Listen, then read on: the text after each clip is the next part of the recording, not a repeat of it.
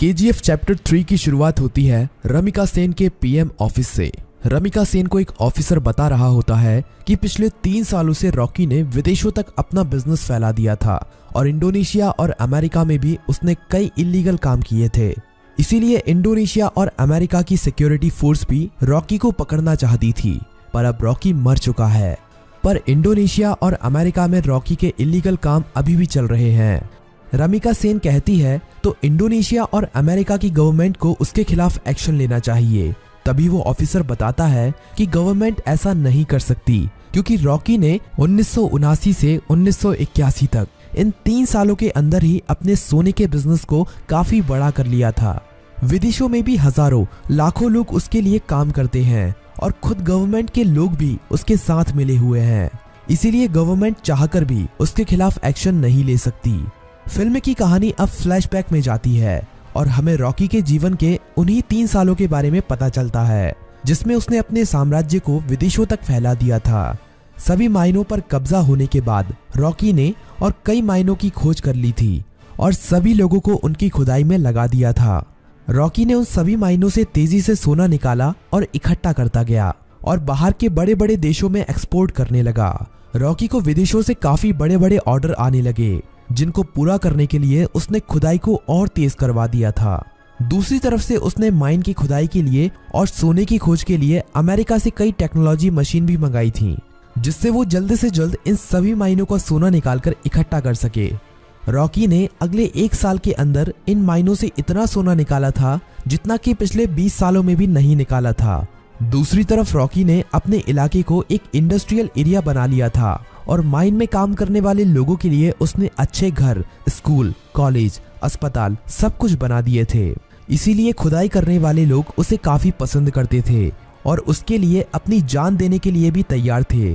धीरे धीरे करके रॉकी का साम्राज्य बड़ा ही होता जा रहा था। विदेशों में सोने का एक्सपोर्ट करते करते रॉकी की जान पहचान भी विदेशों की सरकार से भी हो गई और सरकारों के कई लोग रॉकी के साथ मिल गए। रॉकी कई बार इंडोनेशिया और अमेरिका में भी गया था। वहां पर भी उसने अपने सोने के साम्राज्य को काफी बड़ा कर लिया था। इस साम्राज्य को फैलाने में सरकार के कई लोगों ने उसकी मदद की थी और रॉकी ने एक गैंग अपनी इंडोनेशिया में और एक अमेरिका में भी खड़ी कर ली थी और रॉकी ने इन गैंग के लिए अपना एक एक लीडर भी बना लिया था और रॉकी उन सभी का राजा बन गया था। इस तरह से रॉकी ने अपने साम्राज्य को विदेशों तक फैला दिया था। अब कहानी फ्लैशबैक से बाहर आती है और हमें दिखाया जाता है कि जब रमिका सेन ने भारत में रॉकी के साम्राज्य को खत्म कर दिया था और रॉकी अपना सारा सोना लेकर समुद्र के बीच में चला गया था, वहां पर रॉकी ने इंडियन नेवी को खुद मैसेज करके उसे मारने के लिए कहा था। तब इंडियन नेवी ने रॉकी के शिप पर मिसाइल छोड़कर रॉकी को मार दिया था, पर रॉकी वहां पर मरा नहीं था। रॉकी का सारा सोना उसी समुद्र की गहराइयों में उसी जहाज में दफन है और रॉकी को अमेरिका के सबमरीन ने बचा लिया था।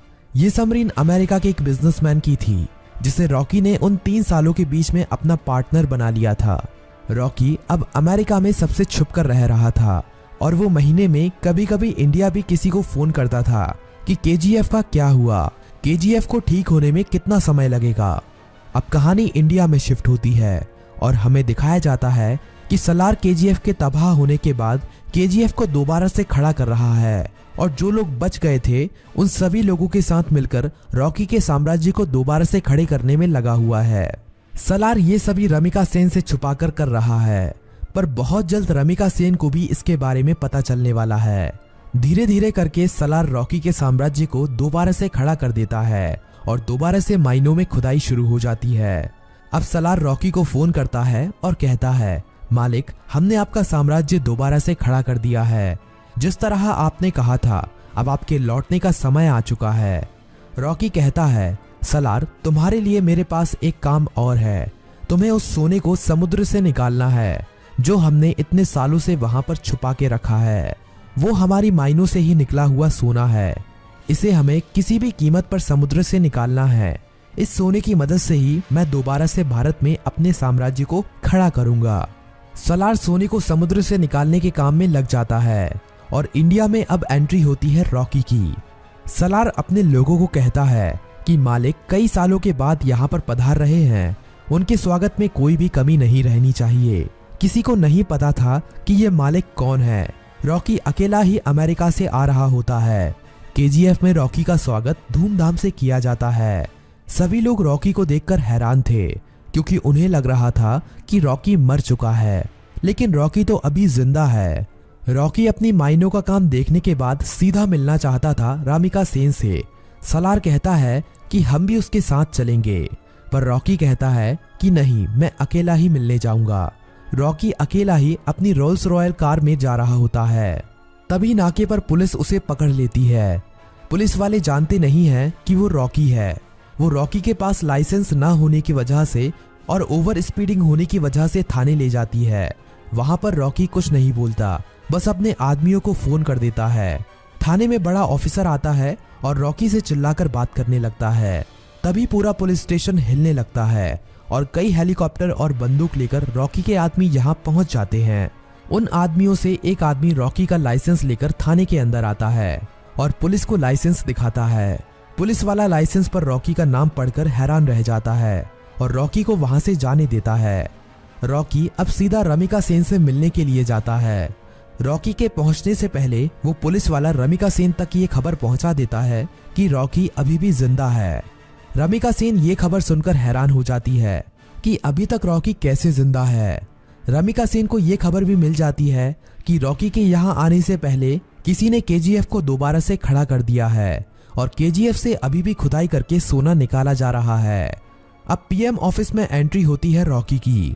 सभी लोग रॉकी को देखकर हैरान थे। रॉकी सीधा मिलने जाता है रमिका सेन से। रॉकी रमिका सेन से कहता है कि मैंने कहा था ना, युद्ध हुआ तो जीतूंगा मैं और जीत मेरी ही हुई है। रमिका सेन कहती है कि अच्छा है, तुम जिंदा हो, अब मैं तुम्हारे सामने ही तुम्हारे केजीएफ को तुमसे छीन लूंगी। रॉकी कहता है कि उसकी नौबत ही नहीं आएगी। रमिका सेन रॉकी की इस बात को समझ नहीं पाती। तभी रॉकी वहां से चला जाता है। अगले कुछ ही दिनों में रॉकी रमिका सेन की सरकार गिरा देता है और सरकार में अपनी पार्टी को जिताकर अपने आदमी को प्रधानमंत्री बना देता है। रॉकी अब दोबारा रमिका सेन को फोन करता है और कहता है कि अब क्या करोगे, अब तो तुम्हारी सरकार भी नहीं रही। रमिका सेन कहती है कि अब मेरी जिंदगी का एक ही मकसद है, तुम्हारी मौत। रमिका सेन रॉकी के सभी दुश्मनों को इकट्ठा करती है। रमिका सेन इनायत खली से भी हाथ मिला लेती है और जितने भी रॉकी के देश विदेश में दुश्मन थे सभी को इकट्ठा करके रॉकी को मारने का प्लान बनाती है। रॉकी को मार पाना आसान नहीं था। रॉकी जितना अकेला खतरनाक था उससे ज्यादा खतरनाक उसके गैंग के लोग थे।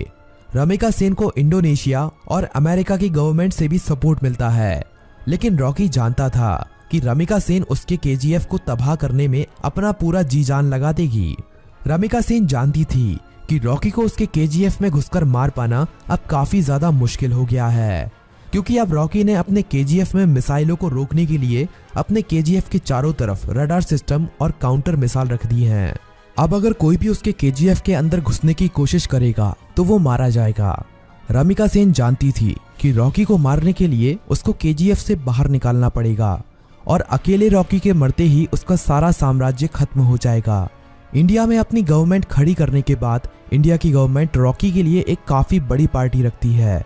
इस पार्टी में विदेशों के बड़े बड़े बिजनेसमैन, बड़ी बड़ी गवर्नमेंट के लीडर आते हैं। रॉकी की सिक्योरिटी के लिए इस पार्टी में काफी ज्यादा सिक्योरिटी लगी हुई थी। रॉकी पार्टी में पहुंच जाता है। थोड़ा नाच गाना होने के बाद पार्टी में एंट्री होती है रमिका सेन की। रॉकी से थोड़ी बातचीत करने के बाद रमिका सेन कहती है कि अब समय आ गया है कि तुम्हारे साम्राज्य को यहीं पर खत्म कर दिया जाए।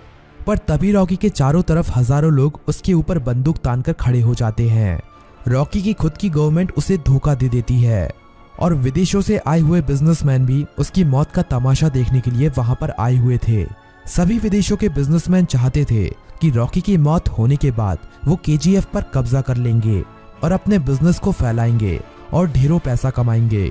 ये सब देखकर रॉकी खुद हैरान रह जाता है, पर रॉकी जानता था कि एक दिन उसकी मौत जरूर होगी, इसीलिए वो अपने आखिरी पल में भी निडर रहता है।